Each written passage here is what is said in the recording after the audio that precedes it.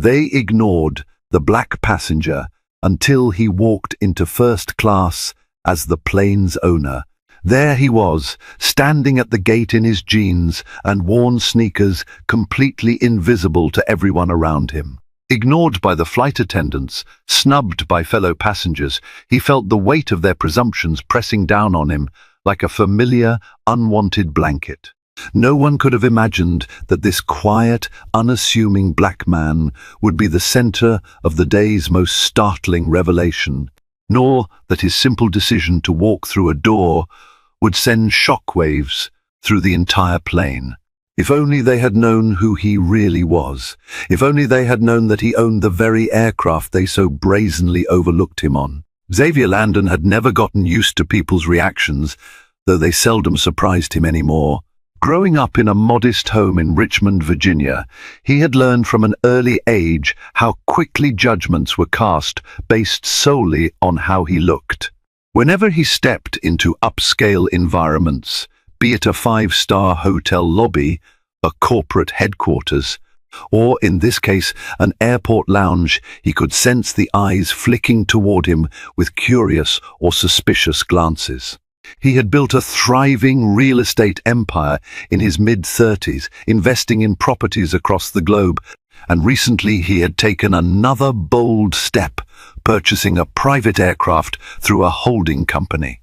But to the outside world, he was just another tall, lean, dark-skinned man in casual clothes. And as he approached Gate 24 in the sprawling John F. Kennedy International Airport, his secret still very much belonged to him. He noted the plane, a gleaming new Boeing 787 Dreamliner, at the gate. In truth, it was no ordinary Boeing 787. It was a lightly customized version intended for private usage, reconfigured with first-class comforts beyond even premium commercial standards. Xavier had formed a partnership with a luxury charter group to generate additional revenue when he wasn't using the aircraft.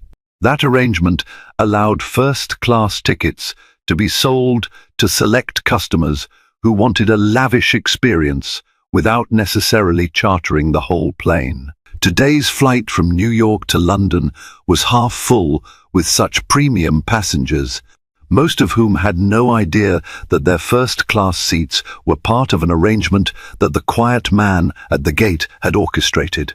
The terminal waiting area buzzed with the typical chaos of an international flight. Families clung to passports, rummaging to find boarding passes. Business travelers in suits tapped away at their laptops. Flight attendants ambled to and fro, guiding passengers and exchanging polite nods. Yet, amidst this hustle, no one seemed to notice Xavier leaning against a column, scanning the crowd for a familiar face, his childhood friend and now business partner, Camilla Carter, who was joining him on this trip to London for a series of real estate negotiations. He looked at his phone.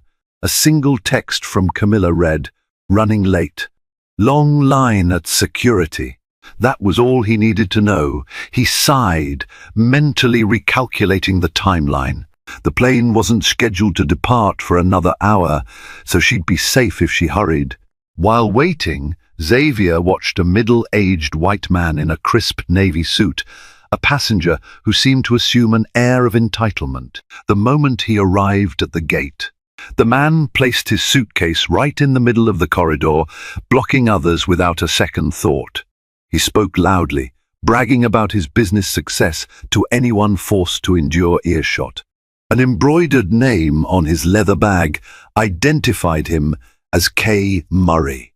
Every so often, his gaze skated toward Xavier with a faint trace of a frown, as though measuring him up and discarding him as irrelevant. Xavier had seen that look 1,000 times, a mixture of curiosity and contempt, underscored by unspoken prejudice. Soon, a harried woman holding a toddler and juggling a diaper bag tried to maneuver around K. Murray's luggage. She accidentally bumped into him, prompting a sharp rebuke. Murray's voice rose quickly, fueling an awkward silence around them as he spat something about people who don't watch where they're going. Xavier's fists clenched at his sides. He nearly stepped forward to intervene, but caught the woman's apologetic glance. She hurried away, cheeks burning with embarrassment. At that moment, a perky flight attendant with neatly pinned blonde hair, whose name tag read Lauren, strolled up. She offered a polite smile to Kay Murray. "Good evening, Mr. Murray," she chirped. "We have you in our first-class cabin, seat 1A. We'll begin boarding in about 15 minutes."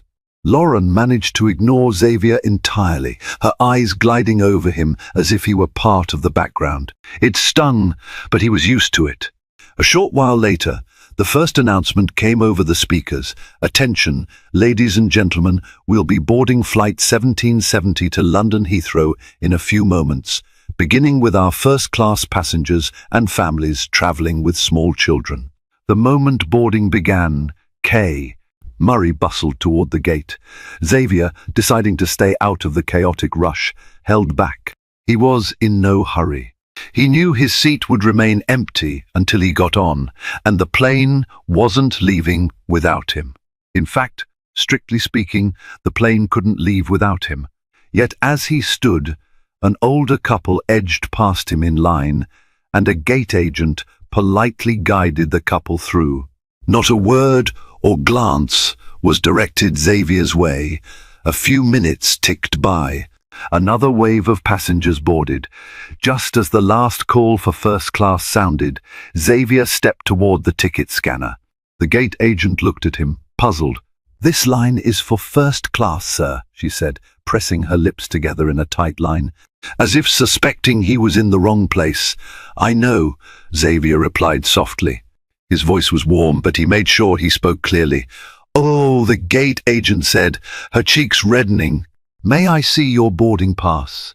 She sounded unconvinced, even as she asked. "Sure," he said, offering his phone's digital pass. Her eyes widened slightly as she read the seat designation 1C right next to Kay Murray. "Thank you, sir," she said briskly, scanning it before stepping aside. She didn't apologize for her initial presumption, but Xavier saw the faint embarrassment in her expression. He offered a faint nod and moved on. Inside the jetway, he encountered Lauren, the flight attendant again, who continued to direct people to their seats. She gave Kay Murray a practiced smile and then offered a cooler reception to Xavier, not unkind, but certainly with less warmth. He quietly made his way into the cabin, noticing the plush seats of first class. Only a handful of them were filled. Kay Murray had already sprawled in 1A, rummaging in a bag for some documents. Xavier settled in 1C, ignoring the fleeting expression of annoyance that crossed Murray's face upon seeing who his seat neighbor was. For a moment, Xavier entertained how their interaction might shift if the man knew the seat, and indeed the entire cabin was part of the enterprise he owned. But he pushed the thought away, preparing himself for a long flight that would hopefully be restful. Once Camilla arrived, and they could talk business. As the plane's interior hummed with last minute preparations, flight attendants glided by. One offered champagne to Kay Murray, another walked right past Xavier without a word, as if he didn't exist. He exhaled slowly. It was going to be a long flight, but sometimes the best revelations take patience to unfold.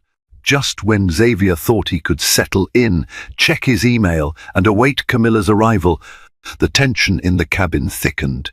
He heard a sharp exclamation from the front galley.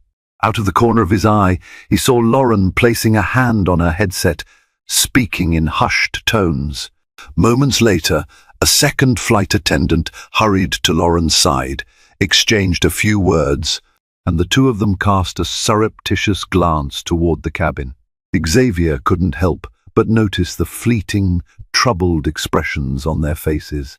At first, he assumed it was a routine matter, maybe an issue with a passenger in coach or a problem with the catering.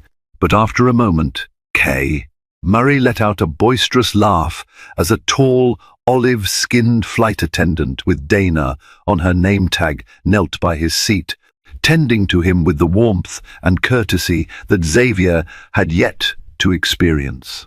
She even adjusted the overhead vent for him. "Pleasure to have you on board, Mr. Murray," Dana said. "If there's anything we can do to make your flight more comfortable, don't hesitate to ask." Murray nodded, swirling the champagne in his flute. "Glad to be here, hoping to relax. Long day of business behind me, and more to come in London. It's crucial I arrive rested." Dana straightened. "We'll do our best, sir." She smiled again, then turned and caught sight of Xavier, offering him a polite greeting at last. "Sir, would you like a drink?" Xavier nodded. "Sparkling water, please." She disappeared for a moment, then returned with a chilled bottle of Perrier. As she handed it over, he thanked her, and she offered a quick smile. In her eyes, he did not sense the same aloof distance he had felt from Lauren. Perhaps it was just his imagination, but Dana seemed more genuinely willing to treat him like a first-class customer. As she turned to leave, she said softly, "We'll be taking off soon. If you need anything at all, let me know." Before Xavier could respond, a commotion in the aisle drew everyone's attention. Camilla Carter, 20 minutes late, hair slightly disheveled, had finally boarded, wrestling a carry-on and an oversized handbag. She spotted him and maneuvered her way to his seat. "Xavier," she called, relief flooding her features. "I'm so sorry. TSA took forever. Then my bag got flagged for an extra check because I forgot to take out that expensive lotion set. You'd think after all our travels I'd remember the rules." She paused, noticing Kay Murray in 1A, who had turned to glare at her as she blocked part of the aisle. "Oh, hello," she added politely. Rolling her eyes with a smirk, Camilla settled in seat 1B. The seats in this private configuration were exceptionally roomy, almost like small suites, but Camilla still managed to drop her purse onto the floor in her rush to get situated. Xavier chuckled under his breath, helping her. After stowing her bag, she leaned toward him, whispering, "I thought you said we had extra legroom in here." I almost took out that man's eye with my elbow trying to sit down. He laughed quietly. "We do. You're just clumsy." Camilla swatted him playfully, then draped her blazer over the seat. "So, how's the flight so far? You look restless." Xavier shrugged. "You know how it is. The usual stares, the usual assumptions. Nothing new." He paused as Lauren passed by, again skipping over them and offering additional pre-takeoff beverages. Camilla frowned. "Have you told them you're the owner?" "No," Xavier said simply. "I don't really need to. Not unless it's necessary. But let's see how it plays out." Camilla nodded, understanding. While she often teased Xavier about letting people know his position sooner, she also admired his decision to stay discreet in most situations. Despite the frustration it sometimes brought, he believed it revealed more about people's characters when they didn't know his status. Before the plane door closed, the flight crew initiated the safety protocol.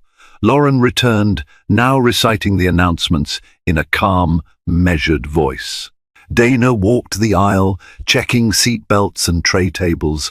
Once more, she paused by Xavier and Camilla, gave them a warm nod, and then proceeded toward Coach K. Murray, meanwhile, barked into his phone one last phone call before the flight attendants demanded all devices be switched to airplane mode.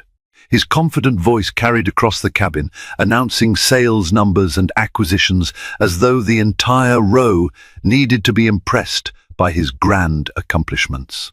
Finally, the doors were secured, the engines whirred to life, and the plane taxied to the runway. Within minutes, the Boeing 787 soared into the sky, leaving New York behind. As soon as the fasten seatbelt sign turned off, the flight attendants hurried into service mode. Lauren distributed menus, offering an elaborate selection of gourmet dishes. She started at seat 1A with a glowing smile for Kay Murray.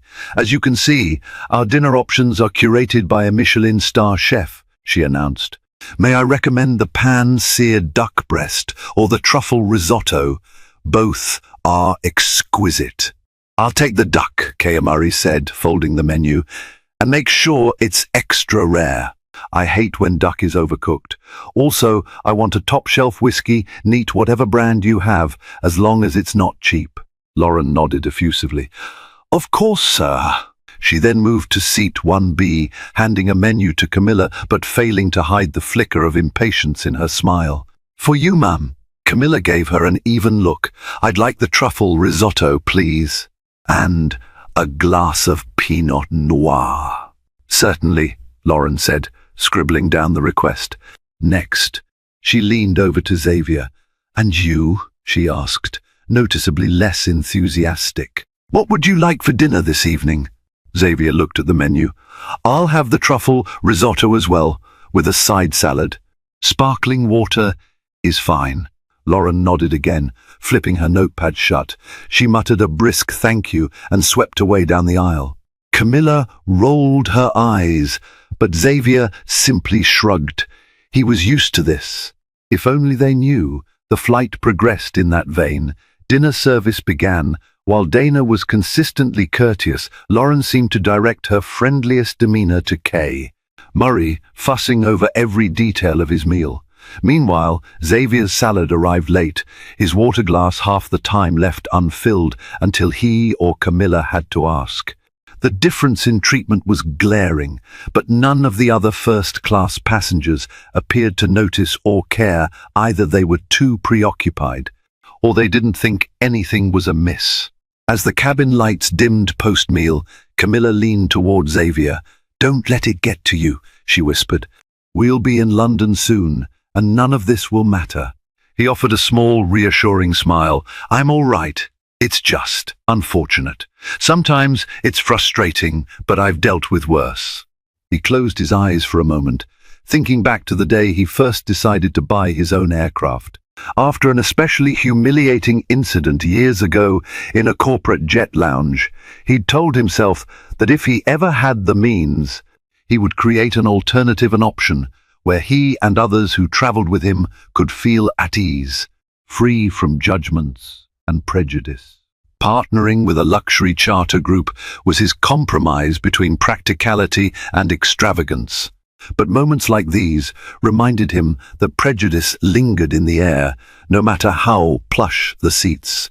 As he tried to drift into a nap, the plane jolted. A bout of turbulence forced the flight attendants to cease service for a while. The shutters shook, overhead bins rattled, and seatbelts had to be re-fastened. The sudden swirl of wind currents outside caused the plane to lurch in an unsettling manner. Xavier inhaled calmly. He wasn't afraid of flying, but unpredictability always raised his alertness. Within moments, the pilot's voice filled the cabin. "Ladies and gentlemen, this is Captain O'Neill speaking. We've hit a patch of rough air over the Atlantic. Please remain seated with your seatbelts fastened until we clear the turbulence. Thank you." Camilla squeezed Xavier's arm. Murray shifted uncomfortably in 1A, grumbling something about how this was unacceptable. The entire plane rattled again. Xavier tried to reassure Camilla with a soft smile. Yet, in that same moment, a few overhead lights flickered ominously. Something wasn't quite right. Xavier's heart rate quickened. He heard the metallic clink and realized that Camilla's tray, still bearing her half-finished dessert, nearly slid off its table. He caught it just in time. "Kay!" Murray cursed under his breath, demanding to know if they could get a staff member to sort out the chaos. The turbulence, fierce as it was, seemed to last longer than the usual short bursts. A sense of unease spread through the cabin. Each jolt felt more threatening than the last. And as Xavier tried to steady himself, he caught the worried look on Dana's face as she strapped into a jump seat. This wasn't normal. Something else was happening beyond the usual bumpy flight. The plane dipped once more, and an audible gasp rose from several passengers. The pilot's voice, calm but firm, returned over the power system. "Ladies and gentlemen, we've encountered some unexpected weather changes. We're working to find a smoother altitude. Please remain seated and follow all crew instructions." Xavier could sense the tension building in first class, especially from Kay Murray. The man was practically hissing with frustration, tugging at his seatbelt. "Can't this pilot do their job?" He muttered loudly enough for others to hear. "I pay top dollar for first-class service, and we're being tossed around like a tin can." From her jump seat, Lauren did her best to maintain poise. But Xavier noticed the sheen of nervous sweat along her hairline. She mouthed something to Dana, who nodded gravely. Camilla tried to bury herself into the seat, knuckles white as she clutched the armrests. Even Xavier couldn't suppress the mild dread that came from not being fully in control. Owning the plane did not mean he could command the winds. A thud resonated from somewhere behind them, followed by a faint, distant cry. Possibly a passenger in economy had been jostled. The seatbelt sign glowed fiercely, a silent beacon of caution. Across the aisle, Kay. Murray's face turned a shade paler. He might have been obnoxious earlier, but now he looked genuinely afraid. Another lurch, more gasps. Camilla dared a glance at Xavier, her eyes silently asking if they would be okay. He nodded, doing his best to exude confidence. In reality, his heart hammered in his chest. Every so often, he felt the plane drop. He closed his eyes and tried to breathe slowly. "Xavier," Camilla whispered over the roar of the engines. "Should we worry?" He forced a half-smile. "Pilots are trained for this. The Boeing 787 can handle intense turbulence. We'll be all right." Moments later, the violent shaking eased. The plane seemed to find a stable pocket in the sky, though the air remained unsteady. Captain O'Neill's voice returned, calmer this time. "We're climbing a bit higher to avoid the worst of the storm. Apologies for the inconvenience. We appreciate your patience." A collective sigh washed through the cabin. Dana unbuckled herself from the jump seat. She straightened her uniform, re-stabilized her composure, and walked over to check on the passengers. She paused at seat 1A. "Everything all right, Mr. Murray?" she asked in a measured tone. The man let out a strained chuckle. "No, it's not all right, but I suppose you can't control the weather. Is the pilot sure he's doing everything possible to keep us safe?" Dana smiled reassuringly. "Absolutely, sir. We have one of our best pilots up front." As she turned to walk away, Murray said, "Wait. Could I get that whiskey I asked for? My nerves are shot." "Certainly, sir. As soon as the seatbelt sign is off, I'll bring it to you." Dana then came to Camilla and Xavier. "How about you two? Are you doing okay after that turbulence?" Camilla nodded, but Xavier spoke softly. "We're fine, thank you." He decided not to reveal anything about his ownership yet. There was no point in complicating the crew's tasks right now. They had enough to handle.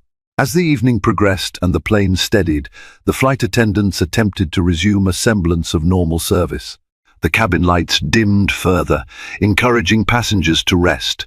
Gradually, the hum of quiet conversation returned. Some tried to watch movies on their seat screens, others drifted into restless sleep.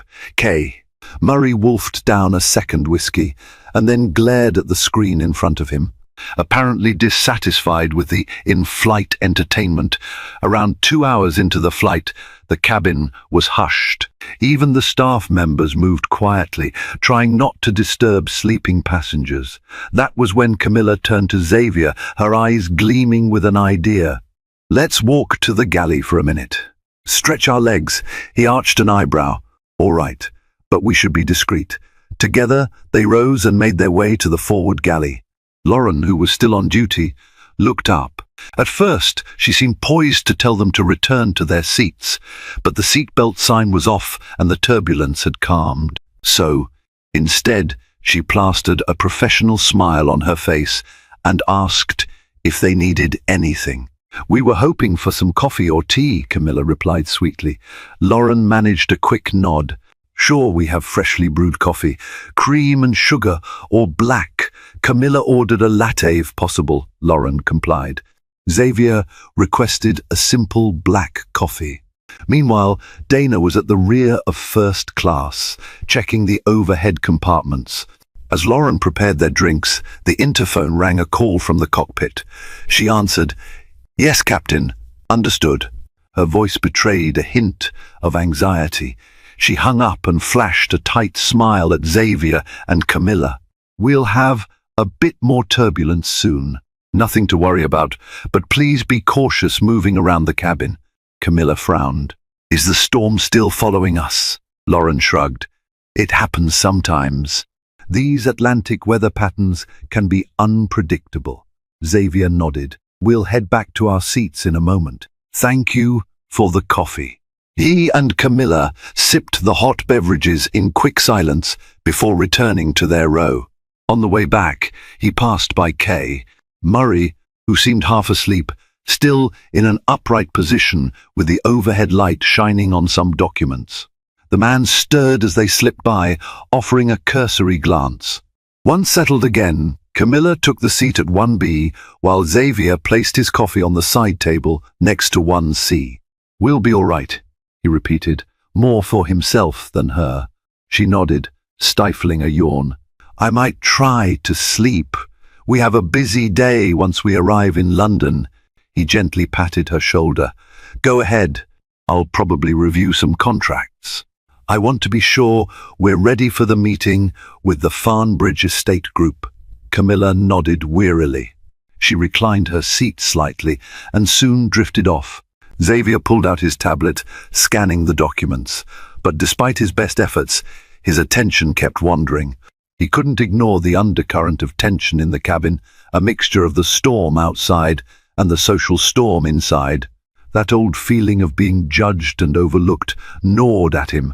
The flight attendant's inconsistent behavior toward him served as a subtle but constant reminder of prejudice. And the more he dwelled on it, the more he wondered if he'd made the right call in staying silent about his position. After all, this was his plane. He had a crew that answered indirectly to him. The charter company handled all the day-to-day logistics, including flight crew contracts, cabin personnel, catering, and more. Normally, everything ran smoothly, and he rarely had to step in. But in this instance, he saw how staff attitudes could vary drastically, and for reasons that had nothing to do with passenger comfort or safety. Part of him wanted to yank aside those who were ignoring him and give them a quiet lesson in humility. Another part of him wanted to remain invisible, to let them show their true colors before he said anything. A soft beep alerted him to an incoming text. It was from one of his business associates in London, confirming arrangements for tomorrow's meeting. Xavier typed a quick reply, ensuring everything was set. Then he tried to bury himself in contract details, ignoring the occasional turbulence that rocked the plane. Hours passed in this uneasy lull. Eventually, soft light began to bloom beyond the plane's windows early morning, creeping in as they soared closer to the UK. Breakfast service would begin soon. Flight attendants would once again roam the aisles. And with the final stretch of the journey ahead, Xavier sensed that the tensions left unresolved from the night would find a way to resurface. Little did he know, a storm far greater than any weather system was looming on the horizon, a storm that would escalate into a confrontation. No one in first class would soon forget. Morning light glinted off the Boeing 787-787's sleek wing as the plane cruised high above the Atlantic, inching closer to the British Isles. The atmosphere in first class felt marginally calmer, but Xavier remained on edge, not quite able to shake off the prior night's turbulence, both literal and metaphorical. Camilla stirred from her slumber just as Lauren arrived, carting a tray of breakfast pastries and fresh juice. Without a word, Lauren presented Camilla with options, skipping the courtesy of describing them in detail. Meanwhile, she glanced at Xavier's seat, her face momentarily uncertain, before deciding to offer him a choice as well. "I have croissants, fruit salad, and yogurt," she said, averting her gaze slightly. "Would you like some?" Xavier nodded. "A croissant and some yogurt, please." She passed them along, and he gave a polite thank you. She mumbled a barely audible "You're welcome" before moving on to Kay Murray, where she once again brightened considerably. Xavier watched the transformation, his expression mild but analytical. Camilla noticed, too, pursing her lips in annoyance. "For heaven's sake," she whispered when Lauren was out of earshot. "Is she allergic to courtesy when it comes to us?" Xavier exhaled, picking at the croissant. "Some people have it ingrained. Maybe it's not about race alone, but it's definitely part of it. She might be a little star-struck by the more obviously wealthy or alpha-looking passengers." Camilla eyed Kay Murray, who was reading a financial newspaper and sipping orange juice. "Or maybe she just recognizes people who wear their wealth on their sleeve." Xavier shrugged. "We don't need to be recognized like that. We have nothing to prove. We'll be in London soon." But as soon as he said it, the plane gave a small shudder. Another wave of mild turbulence rolled through. This time, it was nothing compared to the previous night, and the seatbelt sign didn't even light up. Still, it was enough to jostle a few cups and remind everyone that the oceanic crossing wasn't over yet. Once the plane steadied, Camilla turned to Xavier, curiosity shining in her gaze. "Do you remember that time in college when you told me you'd one day own your own jet?" Xavier laughed softly, though his heart ached with nostalgia. "I was just a cocky freshman at Howard University, bragging because some kid from a wealthy background made fun of my thrift store luggage. It was a knee-jerk boast. I never really thought I'd do it. But life has a funny way of pushing us in new directions." Camilla nodded, a fond smile crossing her face. "It does. And now here you are owning a custom-configured Boeing 787. Not too shabby, Mr. Landon." He grinned. "You've been with me every step of the journey. You remember how it all began, flipping that first derelict property in a rundown neighborhood, turning it into viable housing, then scaling up little by little." She snorted in amusement. "Little by little. That's an understatement. You were a shark from the moment you saw an opportunity. You realized that revitalizing neighborhoods wasn't just about making money. It was about giving back. It's what sets you apart from guys like that." She jerked her chin toward Kay Murray, who was now barking at Lauren for a fresh cup of coffee. Xavier nodded. "I wanted to prove that a black man from Richmond could do more than just scrape by. I wanted to prove it to myself, to my family, and to all the cynics. Owning a plane was never really about a flashy show of wealth. It's a means to an end, a tool in my business. But yeah, I'd be lying if I said I didn't feel a certain satisfaction in it." Camilla leaned her head against the plush seat. "Your father would be proud." Her words struck him with an emotional weight. He pictured his late father, an army veteran who taught him discipline and integrity. His father had always told him to stand tall in the face of prejudice, to prove his worth through actions, not words. The memory made him all the more determined to handle the situation with dignity. A gentle beep from the overhead panel signaled the final phase of breakfast service. Dana glided through the aisle, collecting empty trays. She paused to check on Xavier and Camilla. "How are you both doing? Everything to your liking?" Camilla smiled. "Yes, thank you. We appreciate your help. The breakfast was good." She intentionally spoke loud enough for Lauren, who was a few seats away, to hear. "I'm glad," Dana said warmly. "We'll be starting our initial descent into London in about 45 minutes, so if you need anything else, please let me know." "Actually," Xavier interjected, lowering his voice, "if you have a moment, I'd like a word in private. Nothing urgent, just something I'd like to discuss before we land." Dana's eyes flicked to Lauren, who was busy dealing with Kay Murray's demands. She hesitated, then nodded. "Sure.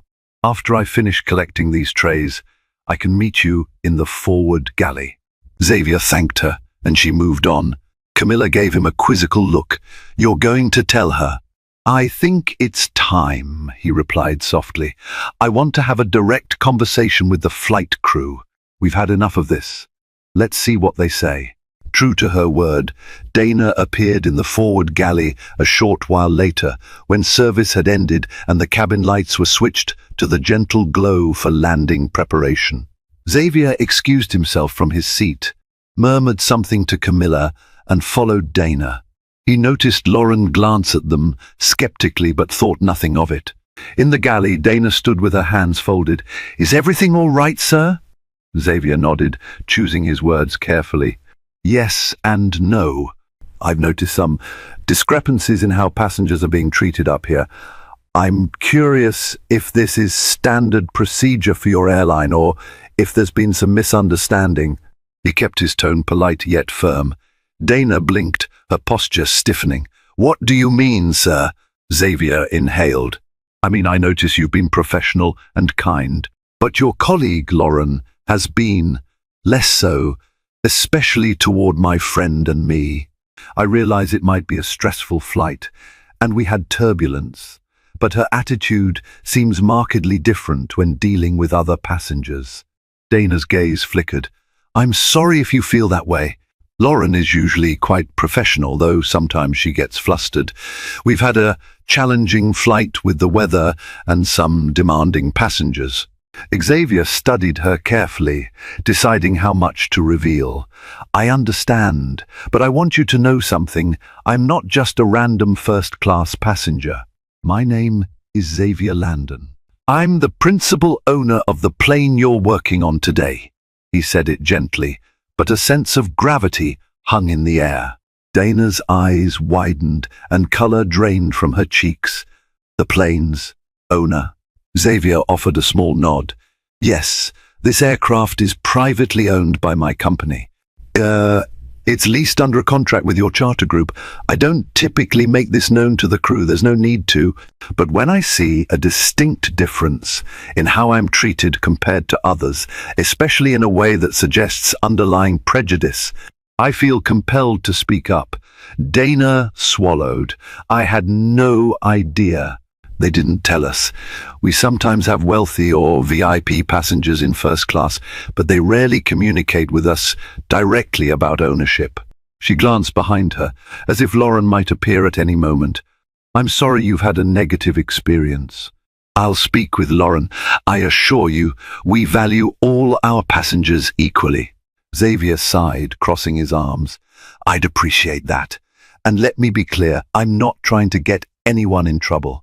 But I won't tolerate racism or bias in the cabin mine or anyone else's. I'll be sending a report to the charter group after we land, detailing how I observed the differences in behavior." "I wanted to give you a heads up," her face grim. Dana nodded. "Of course. Understood." He gave her a measured look. "Thank you.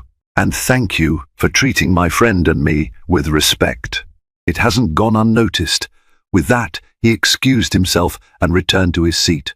Although he maintained a calm exterior, inside he was bracing for the possible storm of repercussions that would follow. With just over half an hour to go before touchdown in London, there wasn't much time for any immediate confrontation. Yet a confrontation might come anyway, he felt it in his bones. People rarely took kindly to unexpected revelations of status and authority, especially when it exposed their poor conduct. Camilla spotted the tension in his brow as he sat down. "Well?" He shook his head. "I told her. Let's see what happens next." A hush lay over first class as the Boeing 787 began its descent. The distinctive notes of the landing preparations filled the air, the click of seatbacks being raised, the whir of electronics powering down, and the subtle shift in engine pitch. Passengers roused themselves, sipped the last of their drinks, and fastened seatbelts. Lauren and Dana systematically passed through the aisles, collecting stray items and ensuring everything was secure. Xavier noticed that Lauren's demeanor now seemed more distracted. Her usually composed smile flickered with worry. She cast the occasional glance at him, tension etched around her eyes. Perhaps Dana had spoken to her, Camilla, for her part, caught Lauren's sidelong glances as well, and her lips pressed into a thin line.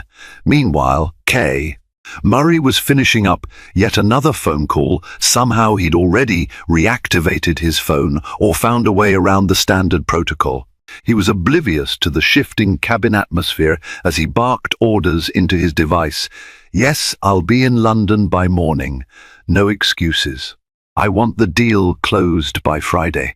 When the final announcement to turn off electronics came, Murray grudgingly obliged, stowing his phone. He glanced toward Xavier and Camilla, apparently for the first time noticing the tension hovering between them and the flight attendants. He raised an eyebrow but said nothing. The plane dropped lower, cutting through greyish clouds as glimpses of the English countryside came into view. London's skyline began to materialize in the distance.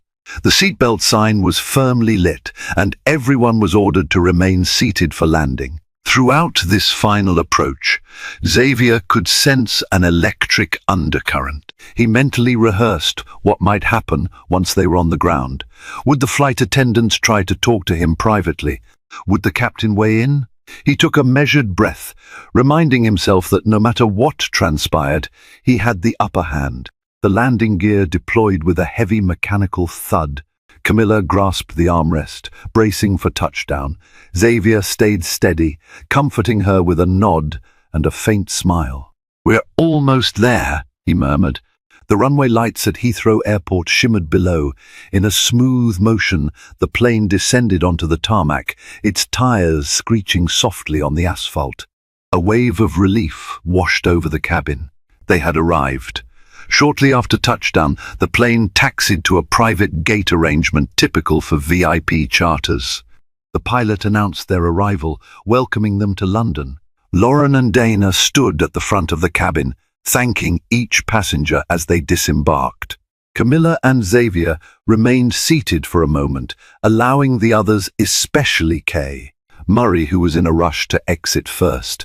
True to form, Murray pushed his way into the aisle, rummaging for his overhead luggage with little regard for those around him. After retrieving his bag, he cast one final glance at Xavier. "Hopefully, next time, the flight will be smoother," he said in a dismissive tone, as though Xavier were personally responsible for the turbulence. Then he waddled off, phone in hand, presumably to bark more orders at whomever would listen. When the rest of the first-class passengers cleared out, Lauren approached. Her features were taut, and she looked uneasy. "Mr. Landon, Miss Carter," she said. "I've been informed." "Well, I understand you might have concerns about our service. I want to apologize if anything about your experience was less than satisfactory." Xavier rose slowly, leveling a measured gaze at her. "Thank you for the apology. I appreciate it." He paused. "But let's be frank. If I hadn't been who I am, would you have treated me differently the next time we flew together? Or would you have continued to ignore me in favor of more visibly wealthy customers?" Lauren's face reddened. I don't have an excuse. We were busy. The turbulence was stressful. I might have come across as inattentive. It wasn't personal." Camilla snorted softly but said nothing. Xavier gestured for Camilla to step into the aisle. Busy or not, every passenger deserves respect, especially in first class. "I respect that you've come to apologize, but I do intend to file a report with the charter group about the discrepancy in service. That's part of my responsibility as the plane's owner." Lauren's eyes widened with a flicker of panic. "I understand. I do hope that if you fly with us again, we can do better." "I'm truly sorry." Xavier nodded. "I appreciate your honesty." "Have a good day, Lauren." He turned away, picking up his carry-on. Camilla slid her purse strap over her shoulder. Together, they exited the aircraft. Outside, the crisp London air greeted them. A sleek black town car awaited on the tarmac, arranged by Xavier's staff. An attendant from the charter company, wearing a polished uniform, rushed forward. "Good morning, Mr. Landon, Miss Carter," he said, offering a small bow. "Welcome to London. Allow me to assist you with your luggage and escort you through customs." Camilla glanced at Xavier knowingly. "Psype treatment at last," she teased. They followed the attendant toward a private customs lane. Glancing over his shoulder, Xavier saw Lauren and Dana step onto the jet bridge, continuing their routine post-flight procedures. He felt a pang of sympathy for Dana, who had seemed genuinely kind, but he also felt resolute about holding the crew accountable. If the plane was under his name, he refused to let discriminatory behavior slip by unaddressed. As the chauffeur-driven car whisked them away from the airport, Camilla quietly took Xavier's hand. "Well, that was one flight we won't forget soon," he exhaled. "No, we won't, and I suspect the fallout has only just begun." Indeed, by the time they reached the luxurious suite at the Savoy Hotel, one of London's most iconic establishments, a flurry of messages awaited Xavier on his phone. Some were from the charter group's management, explaining they'd received an immediate heads-up from the flight attendants. They wanted to schedule a call to discuss the incident. Others were from Dana, who had apparently gleaned Xavier's contact information from the flight manifest. She apologized again for her colleague's behavior and thanked him for addressing the issue privately. Camilla flopped onto the plush sofa in the suite's sitting room, kicking off her heels. "At least we made it in one piece. Now we can focus on the Farnbridge estate negotiations." Xavier took a seat beside her, phone in hand. "Yes, we'll handle that tomorrow. But I need to get on a call with the charter group soon to sort out the flight fiasco." She patted his shoulder gently. "You're a busy man, Mr. Plane Owner." He rolled his eyes playfully. "Don't remind me," she sobered. "Seriously, though, I'm proud of you, Xav. You handled the situation with grace. You could have humiliated that flight attendant in front of everyone, but you chose to have a private chat. That says a lot about you." He inhaled slowly. It was the right thing to do. "Let's hope the charter group sees it that way too, and make some changes." Camilla nodded, rising to pour them each a glass of water from the suite's complimentary bar. "We can't fix the world's prejudices in one go, but every step matters." He accepted the glass, a faint smile curving his lips. One step at a time. Less than 24 hours later, after a productive morning meeting with Farnbridge estate representatives, Xavier settled back into the plush conference room at the Savoy, phone pressed to his ear. On the other end of the line was Vivian Brathwaite, a high-level executive at the luxury charter group who oversaw flight operations and cabin crew management. "Landon," Vivian began in a conciliatory tone, "we've reviewed the incident report and spoken with the involved staff members. I want to personally apologize for your negative experience.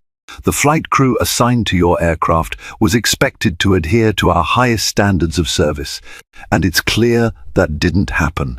Xavier remained composed. "Thank you, Miss Brathwaite. I'd like to know what steps are being taken to prevent something like this from happening again. My main concern is that staff are trained to treat all passengers equally, regardless of assumptions they might make about wealth, race, or any other factor." "Absolutely," Vivian replied promptly.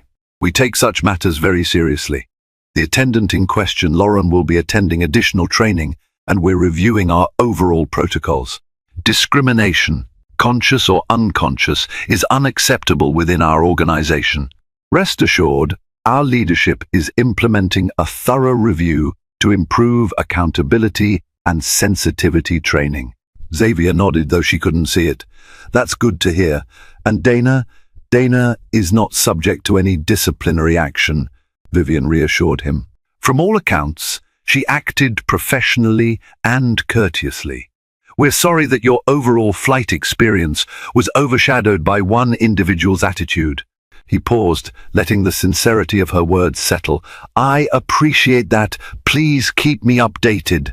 In the meantime, I've looked over our contract. I have no intention of terminating it, but I do expect monthly updates on how you plan to improve diversity and inclusion training." Vivian agreed enthusiastically. "Consider it done. Again, our apologies, Mr. Landon. We value your business and will ensure a better experience next time. When the call ended, Xavier set his phone aside, releasing a silent exhale. Camilla, who had been seated across the table, arched an eyebrow. Well, that sounded promising. He nodded. Yes, they're taking it seriously. I can only hope they follow through. If they don't, I won't hesitate to switch providers. Good, she said. Now, how about we unwind? The Farnbridge deal is looking great, and we have a few hours before our dinner appointment. A smile tugged at the corner of his mouth. I like that plan. They left the conference room and went back to their suite. True to her word, Camilla insisted they take a break from business. So, they ventured out to explore a bit of London, the River Thames in the afternoon sunlight. A stroll through Covent Garden, a quick bite at a local cafe. Though the sour memory of the flight remained, it felt distant in the face of the city's bustling life. Little did they know, karmic ripples were moving through other channels, while Xavier was ensuring his concerns were heard by the charter group. Murray, the very same man who had displayed arrogance and scorn on the plane, was facing his own day of reckoning in a gleaming skyscraper across town. Murray had come to London to finalize a high-stakes business merger for his company, a chain of upscale department stores.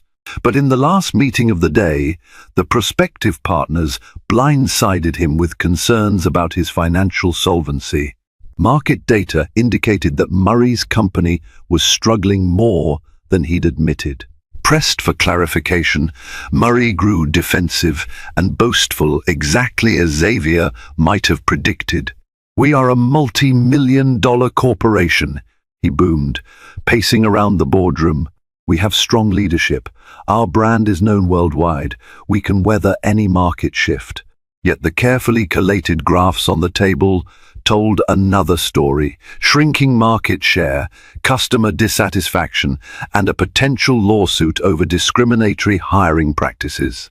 The same arrogance he displayed on the flight, believing he was above scrutiny, had seeped into his business dealings, creating enemies and ignoring problems. By the end of that tense meeting, Murray's prospective partners withdrew, refusing to sign the merger contract. Murray stormed out, fuming, realizing the massive blow it would deal to his reputation and finances. And, as if cosmic justice had synchronized their timetables, a major industry publication released an expose just hours later, detailing alleged misconduct and mismanagement within Murray's company. He had soared high for years on a wave of grandstanding and intimidation, but it was all coming crashing down. While Murray's corporate empire stumbled, Xavier and Camilla toasted their successful Farnbridge agreement at a Michelin-starred restaurant near Hyde Park. Over the course of dinner, they discussed everything from future property expansions to philanthropic plans back home. Camilla even teased that maybe Xavier should create a diversity scholarship for aspiring pilots or flight attendants, turning the negative flight experience into something positive. That's not a bad idea, Xavier mused. I'll think about it. At the tail end of their meal, Xavier scrolled through his phone, noticing a headline: Retail. Magnate Kevin Murray faces merger failure, allegations of corporate misconduct. With mild interest, he opened the article. The accompanying photo confirmed it was the same K. Murray from the flight. He skimmed the piece, seeing how the man's arrogance and disregard had led to a swift downfall. A wave of sympathy, mingled with a sense of karmic inevitability, washed over Xavier. Camilla, noticing his reaction, asked, "What's up?" He tilted the phone so she could see. Her eyes widened when she recognized the face in the article. Wow, that's quite the downfall. Hard karma, indeed. Xavier closed the article. You reap what you sow. In that moment, Lauren's face flashed across his mind. He didn't wish her any severe misfortune, only that she learn a valuable lesson and grow from it. If there was to be any real progress, it would come from the charter group's training and from her personal reflection on how she treated passengers like him. The next morning, as Xavier prepared to depart London for another destination, he received an email from Lauren. It was short, contrite, and sincere. She admitted that she'd been caught up in preconceived notions and stress, and she thanked him for giving her a chance to learn. She hoped he would continue flying with them so she could show him a better side if they ever crossed paths again. Reading it, Xavier felt a gentle warmth spread through him. Perhaps not every person who made a mistake was doomed to repeat it forever. Some would learn. Some would try to be better. That alone was reason enough to keep faith in the power of personal change. As he set down his phone, Camilla walked in, rolling her suitcase behind her. Ready to go? He smiled, pocketing his device. Absolutely, let's see where the journey takes us. She returned his smile. Lead the way, Mr. Owner. He took her hand and stepped outside into the morning sun, leaving behind a trail of lessons learned and forging ahead, confident and unbowed. Rising above discrimination is never simple, and for Xavier, it meant confronting bigotry with dignity, honesty, and a steadfast determination to make things better. His journey shows us that true power isn't always found in flaunting wealth or status, but in using both to inspire positive change. Those who judge others prematurely miss out on the rich tapestry of stories behind each face, and sometimes they pay a steep price for their narrow-mindedness. If this story resonates with you, share it with someone who needs a reminder that respect and kindness should be universal. Your support helps keep stories like this alive, empowering us to discuss important issues. So don't forget to hit that like button, leave a comment, and subscribe to this channel for more captivating tales. Together, let's shine a light on injustice, champion respect, and remind everyone that every person deserves to be seen.